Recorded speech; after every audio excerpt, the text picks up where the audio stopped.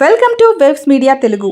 పోలవరం జిల్లా ఎటపాక మండలం గౌరీదేవిపేటలో వైసీపీ నాయకులు నిర్వహించిన విలేకరుల సమావేశంలో హాస్టల్ వార్డెన్ సస్పెన్షన్ ను వైసీపీ కుట్రగా ప్రచారం చేయడం మానుకోవాలని డిమాండ్ చేశారు. విద్యార్థులతో సిమెంట్ పనులు చేయించిన ఘటనపై జిల్లా కలెక్టర్ ఆదేశాలతో విచారణ జరిపి నిబంధనల ప్రకారం వార్డెన్ను సస్పెండ్ చేశారని తెలిపారు. ఈ చర్యకు వైసీపీ నాయకులే కారణమంటూ కూటమి నేతలు చేస్తున్న ఆరోపణలు పూర్తిగా నిరాధారమని ఖండించారు. వైసీపీపై తప్పుడు ప్రచారం కొనసాగిస్తే తగిన విధంగా స్పందిస్తామని హెచ్చరించారు. ఈ ప్రెస్ మీట్కి విచ్చేసిన మీడియా మిత్రులకి, అలాగే వైఎస్ఆర్ కాంగ్రెస్ పార్టీ నాయకులకి, కార్యకర్తలకి అందరికీ నమస్కారం. గత 2 రోజుల నుంచి చూస్తూ ఉన్నాం, ఎటపాక మండలంలో గౌరీదేవిపేట హాస్టల్ గురించి వాట్సాప్లో వచ్చేదాన్ని. నిన్న కూటమి నాయకుల్లో ఒక నాయకుడు, ఒకే ఒక నాయకుడు, ఆ కూటమి నాయకుడు కూడా తెలుసు ఆ నాయకుడు ఎవరు. పచ్చిగా చెప్పాలంటే పేరు చెప్పకూడదు కాబట్టి చెప్పట్లేదు. నేను కావాలని వైఎస్ఆర్ కాంగ్రెస్ పార్టీ మీద, వైఎస్ఆర్ కాంగ్రెస్ పార్టీ నాయకుల మీద బురద జల్లే కార్యక్రమం గవర్నమెంట్ వచ్చిన కాడి నుంచి చేస్తూనే ఉన్నాడు. అయినా మేము 2 సంవత్సరాలు ఓపిక బట్టి మెదలకుండా ఉన్నాం. సర్లే, ఎవరు చేసుకుంటే చేసుకుంటారని. కాకపోతే హాస్టల్లో వార్డుని చేసే చర్య, వార్డును పిల్లగాలతో చేపించే పని ఎంతవరకు కరెక్టు? ఈ కూటమి నాయకులు ఆ పనిని సమర్థిస్తారా? అంటే పిల్లలతో పని చేయించడం చదువుకోవడానికి వచ్చారా, పని చేయించడానికి వచ్చారా? పని చేపిస్తారా? చదువుకొని మంచి అభివృద్ధి చెంది మంచి ముందుకెళ్తారని ఈ గవర్నమెంట్ ఇన్ని లక్షల రూపాయలు ఈ విద్యార్థుల కోసం వెచ్చిస్తా ఉంటే, ఈ కూటమి నాయకుల స్వలాభం కోసం, ఈ కూటమి నాయకులు పబ్బం గడుపుకోవడం కోసం కొంతమంది వ్యక్తులు హాస్టల్ మీద బతకడం కోసం ఈ వార్డుని వెనకేసుకొని రావడం జరుగుతుంది. వీడియో తీసడం వల్ల తప్పు ఏంటండి? వీడియో తీశారు, పని జరిగింది కాబట్టి వీడియో తీశారు. లేకపోతే ఎందుకు? ఇలా అధికారులు, జిల్లా అధికారులు ఉన్నారు, తప్పు జరిగింది కాబట్టి వాటిని సస్పెండ్ చేయడం జరిగింది. అదే కాకుండా మేము అడుగుతా ఉన్నాం, ఈ రోజున ఇక్కడే కాదు రాష్ట్రంలో ఎన్నో చోట్ల జరుగుతుంది ఇటువంటి కార్యక్రమాలు. అధికారులు చర్య తీసుకుంటున్నారు కాబట్టి అది తప్పు జరిగింది కాబట్టి మీరందరూ కూటమి నాయకులు మెదలకుండా ఉండాలి. అంతేకాకుండా ఇదే విద్యార్థుల్ని ఇగో చూడండి, ఒకసారి వీడియో చూపెడుతున్నాను. ఈ హాస్టల్కి దరిదాపుగా 500 మీటర్లు ఉంటుంది దూరం. 25 అడుగుల బేరణ ఇటుకలు, 25 అడుగుల ఎత్తులో ఉంటాయండి. వీడియో చూపెడతాను మీకు. ఇది పెద్ద తుప్పల్లో ఉన్నాయి. ఇక్కడ నుంచి ఇదే వాటిను ఇటుకలు, మట్టి మొత్తం మోపించిన వీడియో ఇది.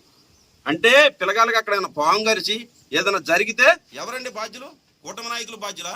వాటిని బాధ్యులా? స్థానికులు బాధ్యులా? ఈ మీడియా మిత్రులు అర్థం చేసుకోవాలి ఈ విషయం. అదే కాకుండా మేము అరాజకాలు చేస్తున్నాం అంటాడు. ఏం అరాజకాలు చేస్తున్నామండి? మేము మెదలకుండా మా వ్యవసాయాలు మేము చేసుకుంటాం. వైఎస్ఆర్ కాంగ్రెస్ పార్టీ కోసం, ప్రజల కోసం పనిచేస్తాం. నువ్వు ఓన్లీ రాజకీయం మీద పేరు చెప్పి బతికే వాడి నువ్వు. కేవలం నేను డైరెక్ట్గా చెప్తున్నాను, ఇవాళ ఎప్పుడు మీ జోలికి రాలా. మేము మా ఫ్లెక్సీలు, మా ఎమ్మెల్సీ అనంతబాబు ఫ్లెక్సీలు, మా ధనలక్ష్మి గారి ఫ్లెక్సీలు మేము నూతన సంవత్సరంలో మేము పెడితే వాటిని కార్యకర్తలతోటి చింపించిన వీడియోలు ఉన్నాయి. నువ్వు చేపించినవా లేదా? ఎందుకు మీ కేసులు పెట్టలేదంటే నువ్వేదో చెప్పి చేపిస్తున్నావు. బలయ్యేది ఆ గౌరీదేవిపేట ప్రజలని మేము కేసు పెట్టకుండా మానేసాం. అది ఒకటి అర్థం చేసుకోవాలి గౌరీదేవిపేట ప్రజలు కూడా. అంతేకాకుండా అభివృద్ధి, గౌరీదేవిపేటలో ఏ అభివృద్ధి చేశారండి ఈ కూటమి నాయకులు? ఈ కూటమి నాయకుడు 5 సంవత్సరాలు సర్పంచ్గా గెలిచి ఎక్కడన్నా ఒక గ్రావెల్ ట్రిప్ పోసారా?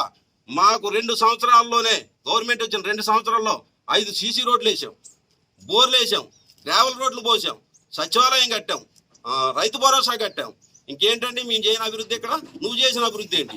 ఏదైనా చేస్తే గవర్నమెంట్ పని చేస్తే మా సొంత డబ్బులతో చేద్దామని డబ్బా కొట్టుకుంటావు. నువ్వు ఇల్లులు కట్టించినని డబ్బా కొట్టుకుంటావు. ఏం ఇల్లులు కట్టించినావు అండి? ఇంద్రం ఇల్లులు కట్టించారు. 5గురు మీరు కట్టించినప్పుడు 5గురు ఉద్యోగులు సస్పెండ్ ఎందుకు అవుతారండి? నువ్వు కట్టించావు, తప్పు జరగబట్టి ఆ ఉద్యోగులు కూడా సస్పెండ్ అయ్యారు. నీ వల్లే వాళ్ళ ఉద్యోగాలు పోయినాయి, వాళ్ళ పొట్ట మీద కొట్టావు నువ్వు. ఇవాళ వాటిని విషయంలో నేను చేసిన తప్పైతే మీరు ఎల్సిఎన్ డిఎంఎండ్హెచ్ఓ పుల్లయ్య గారి విషయంలో కూడా నువ్వు చేసిన తప్పా కాదా? నేను ఎట్టపాక మండలంలో అందరు కూటమి నాయకులు నేను ప్రశ్నించట్లా. ఒకే ఒక కూటమి నాయకుడు మీ పార్టీని కూడా చాలా భ్రష్టు పట్టించే పరిస్థితి వస్తుంది. మీ కూటమి నాయకులు కూడా తెలుసుకోవాలి.